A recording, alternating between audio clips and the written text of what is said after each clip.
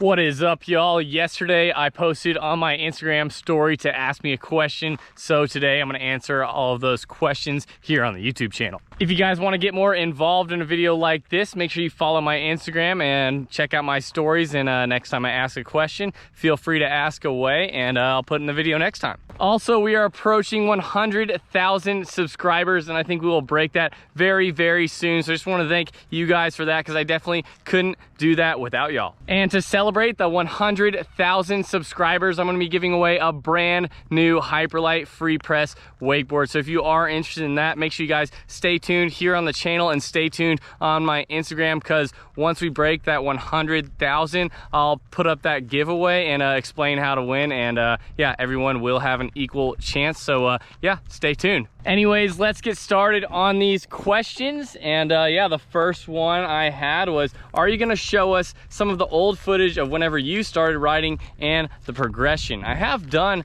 a video on my entire wakeboarding story before, so you can probably look that up on the channel. Also, if you just go back to like some of my oldest videos on the channel, there are some quite old ones. I think it dates back to like, I don't know, 2005 or 2008 or something like that. So yeah, go check it out. Are you coming to CWC this winter? If so, when? I actually definitely plan on coming to CWC this winter. I'd assume probably from around January 1st till the end of March. So I'll probably try and spend 3 months there. So if you guys want to come join me, get in some of the videos, make sure you try and book a trip to CWC, because that's where I'm going to try and be, have some warm weather, and the most epic cable park ever. So yeah, come have some fun. When are you coming to Al Fursan Cable in the UAE?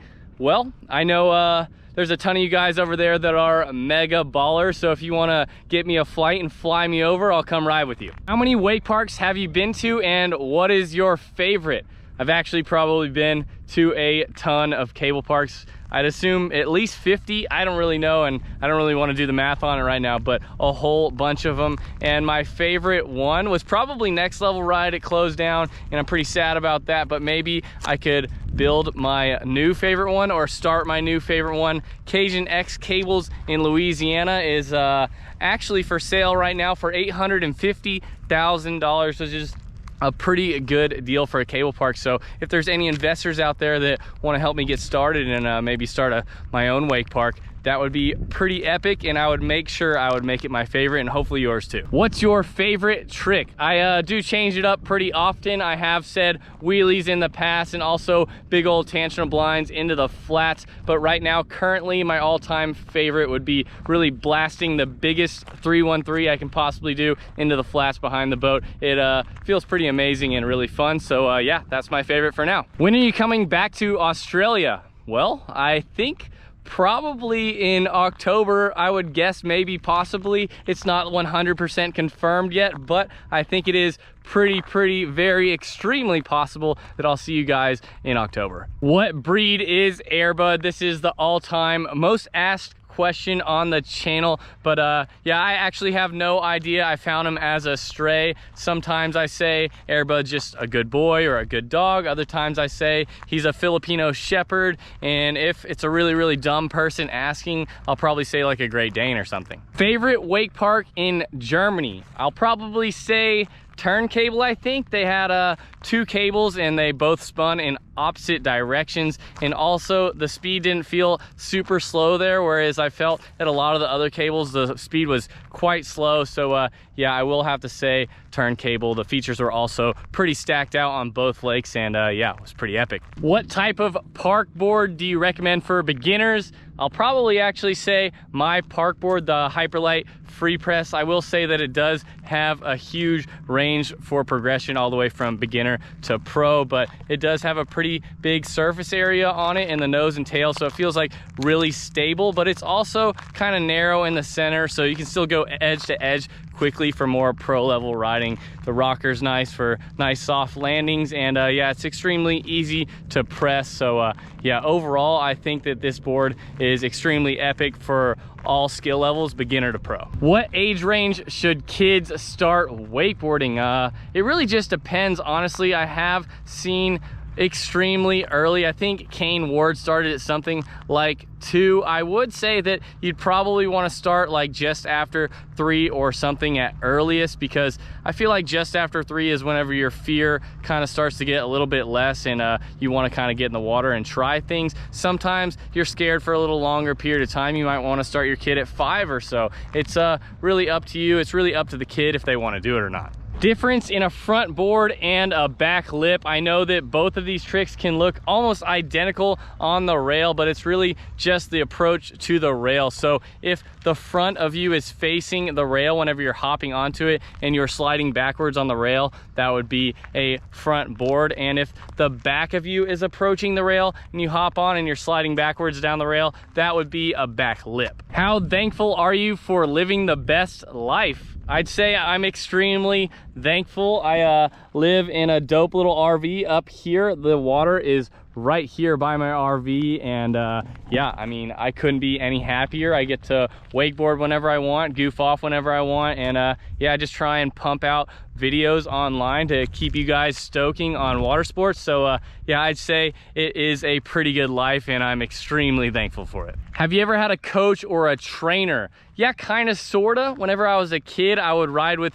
Billy Garcia. He was kind of like the local pro in Austin, and he would give lessons on Lake Austin, and basically I would go out on the boat with him and you know, reel in ropes or help kids get into their bindings in exchange for a free set. And whenever I'd ride, he'd always have a couple tips to throw at me, so it was extremely helpful, and I definitely learned a lot with him. I'm gonna ask myself this question because I feel like it would be good for you guys to hear. Do I think that coaching is necessary?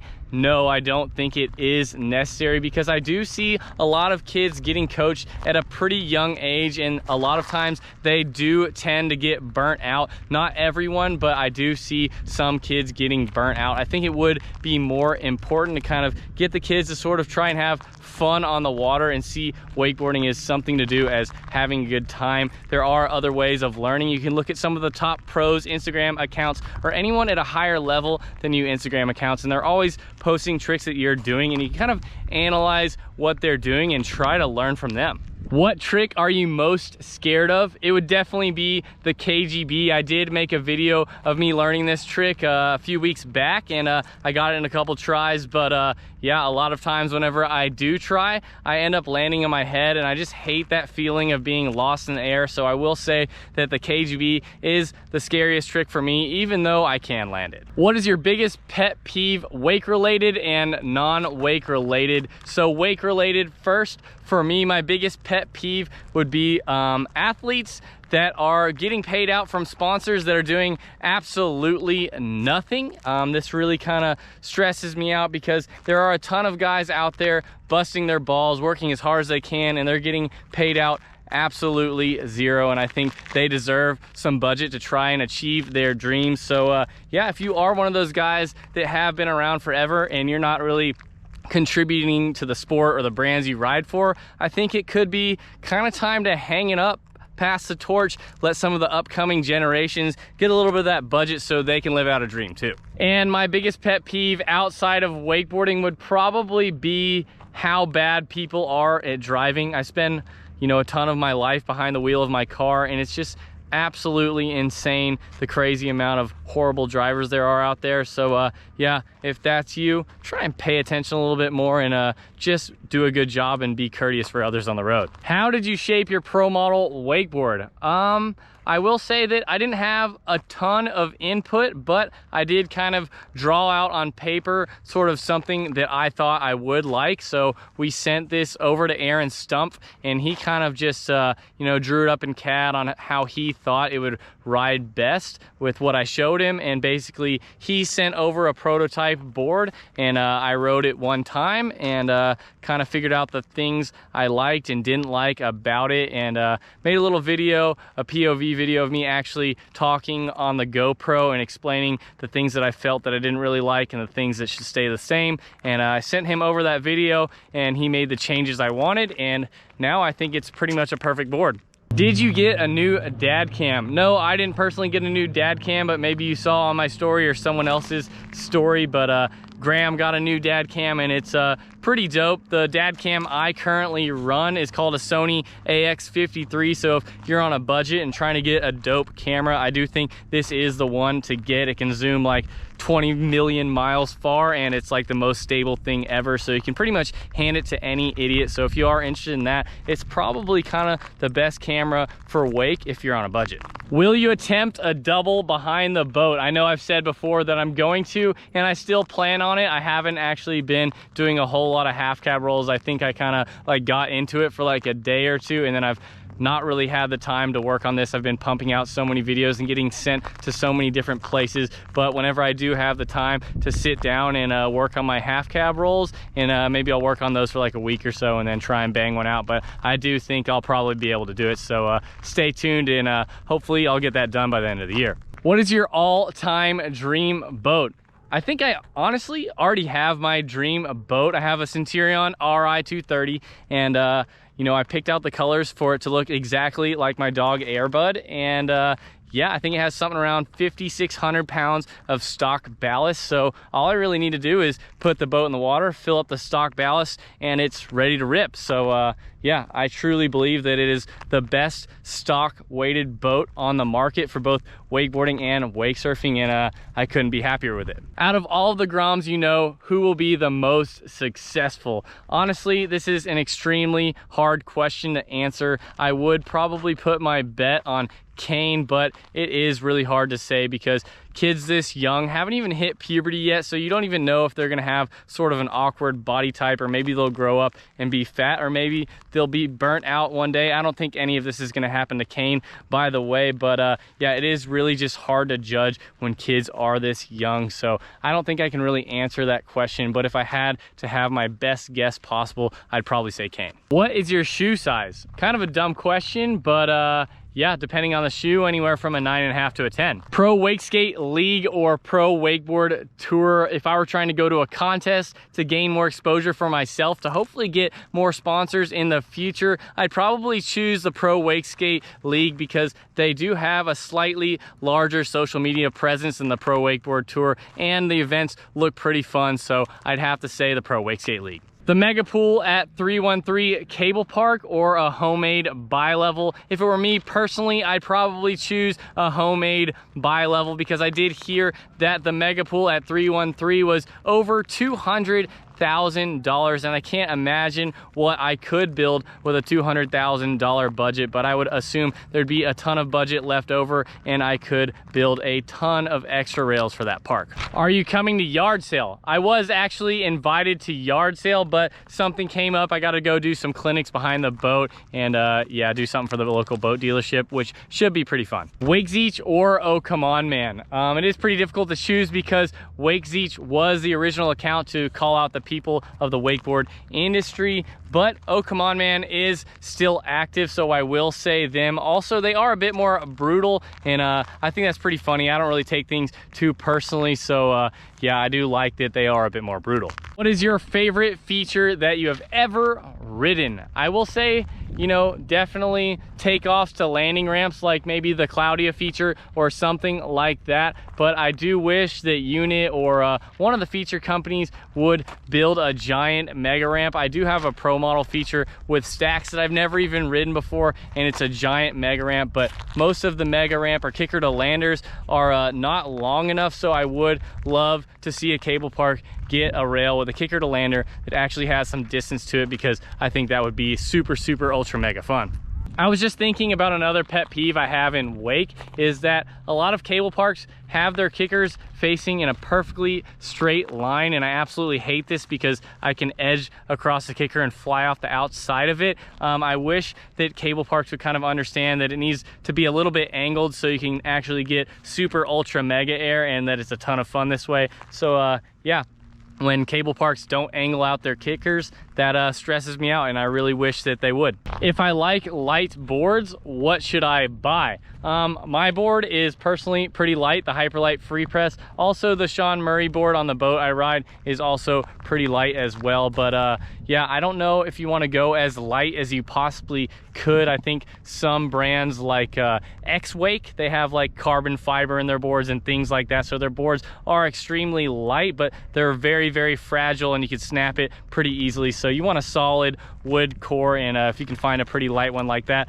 like the Free Press, I'm sure there might be some other ones on the market, that would be a good choice. But yeah, you definitely want your board to be strong. Favorite budget wake surfer. One time I did cut a wake surfer out of a piece of plywood and got it wet and parked a car on it to put a little bit of rocker into it, and it wasn't bad. I did land a 360 on it, so I wouldn't say it was the most horrible thing, and it was definitely the cheapest wake surfer on the market. What's a reasonable riding level growth for a first season cable wakeboarder? I'd say on average probably having one flip off the kicker and one 360 off the kicker would be pretty average. If you're worse than that, I wouldn't really be too discouraged, and if you're like way better, I wouldn't overly hype yourself, because for example, me, and after I learned my first flip, I started banging out a ton of flips on the first try, and I really didn't understand how hard it was to learn a new trick, so I ended up kind of plateauing for quite some time. And some of the riders that had a harder time coming up, they kind of learned discipline and hard work and what it took to learn new tricks, so they actually ended up surpassing me for quite a minute. So yeah, it really is up to the rider, and as long as you keep trying and pushing, you're going to progress no matter what. But slow and steady probably wins the race. Have you ever been banned from a cable park? I personally have never been banned from a cable park. However, Airbud is banned from Orlando Water Sports Complex. He never actually did anything too wrong or crazy there or anything like that, but they do have a no dog policy, and we broke that rule for quite some time until they kind of just had enough. But I felt like he was kind of a little mascot running around there, and was always a good time having him there. And I do wish that they would accept him back as like a little OWC dog mascot, only one allowed. Rixen handles or Sestec handles? I definitely like the Rixen handles better. The Sestec ones I feel are too fat, and also a smaller diameter handle allows for more grip strength. Another great option would be 4 cable handles. It's kind of like meeting in the middle, and yeah, if you guys go to a cable park that does have Sestec handles and they're too big, maybe ask if they can try and get 4 cable ones in the future, because I do find that that handle is also really great. Homemade features or unit features? I definitely choose homemade. The unit ones are nice to have though, because there are no screws you can hang up on, and they do